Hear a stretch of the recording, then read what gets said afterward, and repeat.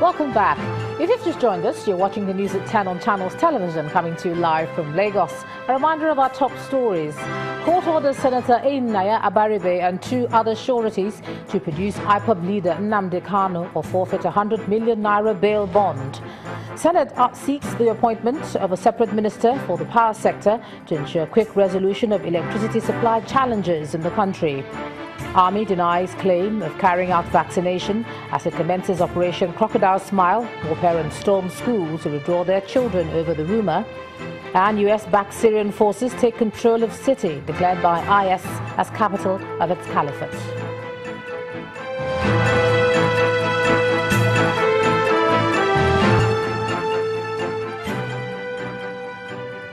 Let's just quickly remind you that for more on our top stories and others, please visit our websites channelstv.com and youtube.com/channelsweb. And log on to m.channelstv.com to watch us on your mobile device, or download the Channels TV app for Android, iOS and Windows devices from their respective stores. The Channels TV and Channels 24 app will give you access to news and updates.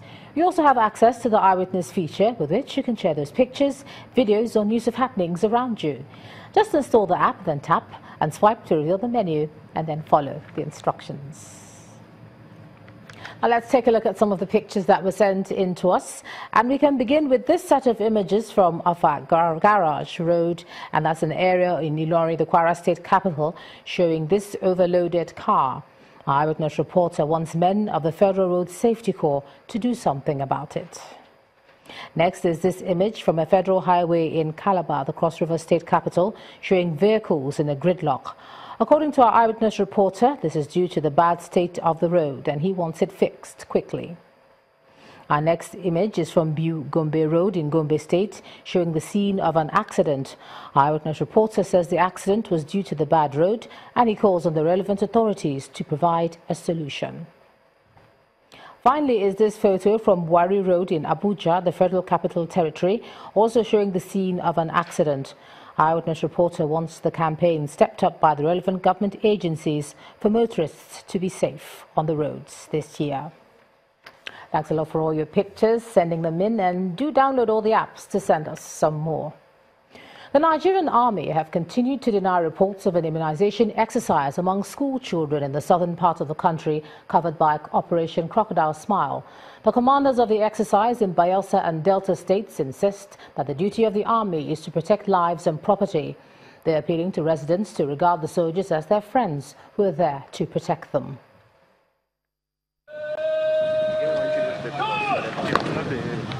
A military security operation, codenamed Crocodile Smile, is flagged off in Sapele, the southern part of Delta State.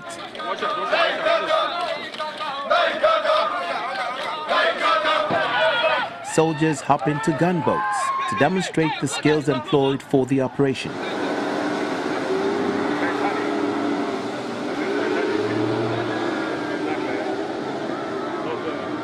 Crocodile Smile 2 has to do with operation within the marine environment to rid our country of people who have taken it upon themselves to cause economic sabotage. The military commander also addresses the rumors making the rounds of children being forcefully vaccinated by the army. How could it be possible that the Nigerian army, the People's Army, will even think of such a thing? I want to say that it's false. The same fears are also addressed in Bayelsa State, where Operation Crocodile Smile has been underway in the creeks of Yenagoa. During our outreaches, we do not do vaccination, we do not do immunization, we just do basic medical checks and then offer materials to individuals that may need them, and it is not by force. So you'll be surprised that in this age and time where you have social media, that not even the shadow of the so-called people dressed as, if you like, in military uniforms were caught on camera. And to demonstrate the sincerity of the military, officers of the 16th Brigade visit the Federal Medical Center in the state capital to donate materials and cash to women who've just given birth. Meanwhile, in Ondo State, the public relations officer of Pt.2 Artillery Brigade of the Nigerian Army in Akure also described the alleged vaccination of school children as false, even as parents continue to visit schools to withdraw their children.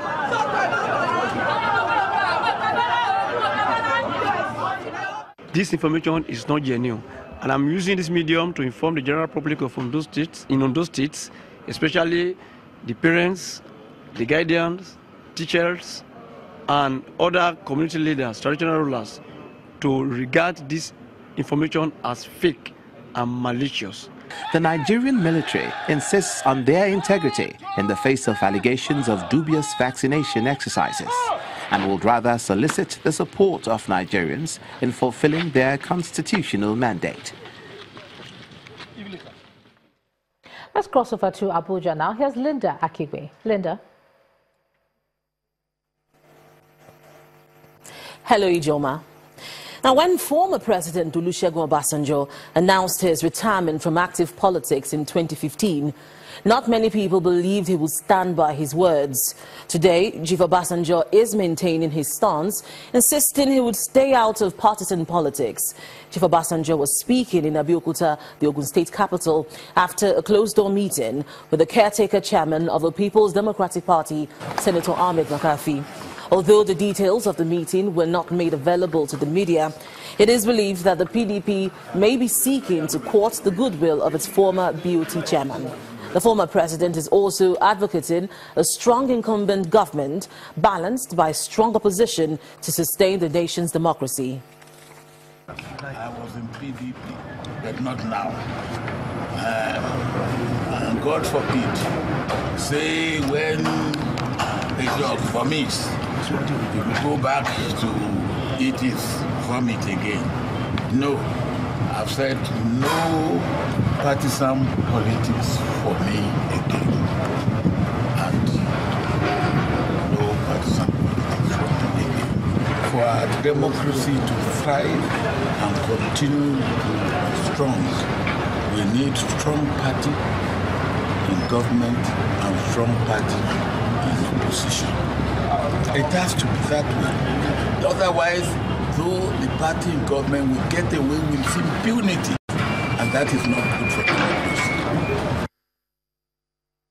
In Rivers State, the cleanup of Ogoni land is again under the spotlight as members of the House of Representatives Committee on Environment and Habitat have launched a fact-finding mission to assess the level of work done.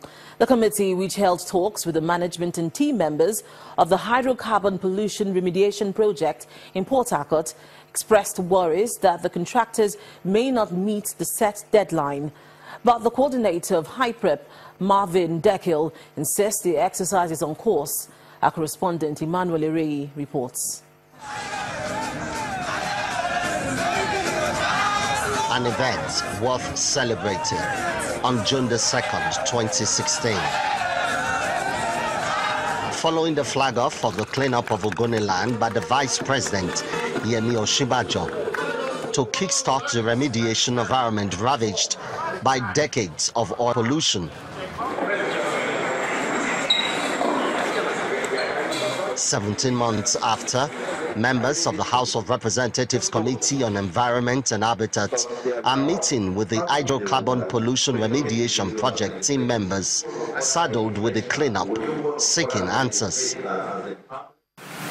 I expect that as a country, as our people who are most affected, that we will take serious actions on that. But just like everything that we see in this country of bureaucratic bottlenecks, we have seen the delays going forward in achieving what we want to achieve. I think we need to have a sense of emergency. If we need to declare a state of emergency on this, let us do that. And let us have a timeline and say between now and December, this is where we'll be, so that we can measure it. The project coordinator explains that the process is not entirely under his control. The governing structure of HiPrep states clearly 3 governing institutions with different responsibilities, and mine is only one, which is implementation. The approval, the funding is by another organ, which is absolutely, completely out of my reach and control. As a key part of the oversight duty, the lawmakers venture into the field to see things for themselves. They make a brief stopover at the palace of the King of Ogoniland in Korokoro community. And then, clad in protective gear, they visit the demonstration sites. The work can be faster, and because I think that the background knowledge is to have people who are very competent. So from what I see from Dr. Marvel, they are competent to do the work.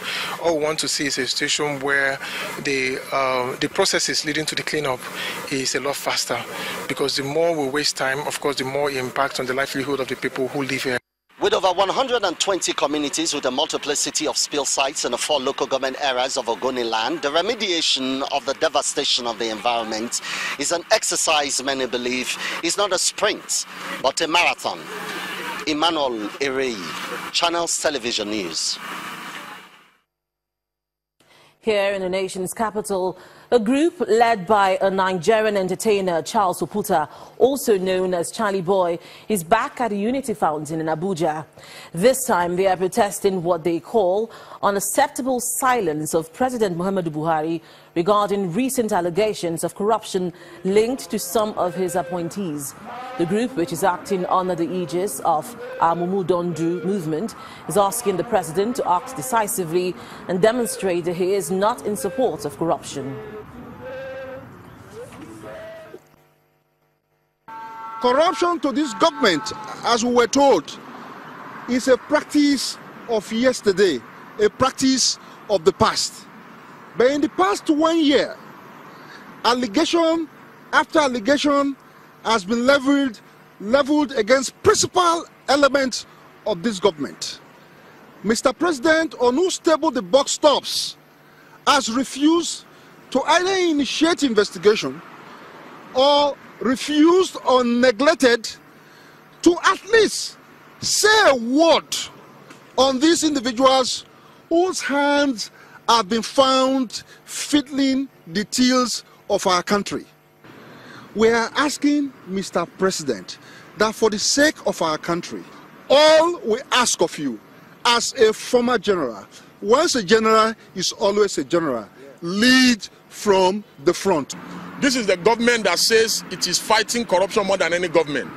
So the reason why we are gathered here today is to re-echo what many Nigerians are saying in their homes, and what many who cannot be here are saying on social media, that what is going on in NNPC, what is going on at the first headquarters where our IG of police has been alleged of receiving bribe.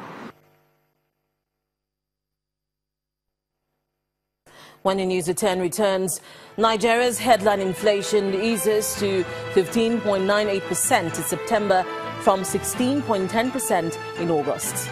That's after the break. Join us.